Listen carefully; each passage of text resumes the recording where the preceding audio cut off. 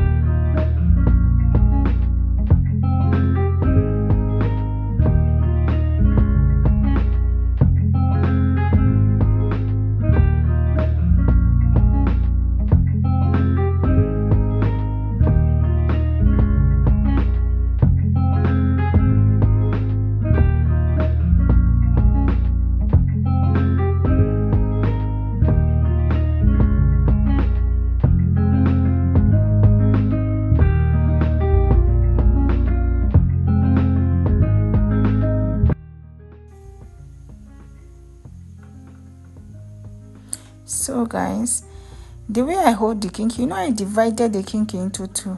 So I will make sure that the part that is not inside hot water will be the longest part when I'm plaiting my kinky, when I'm braiding it or twisting. Twisting is the right word, please.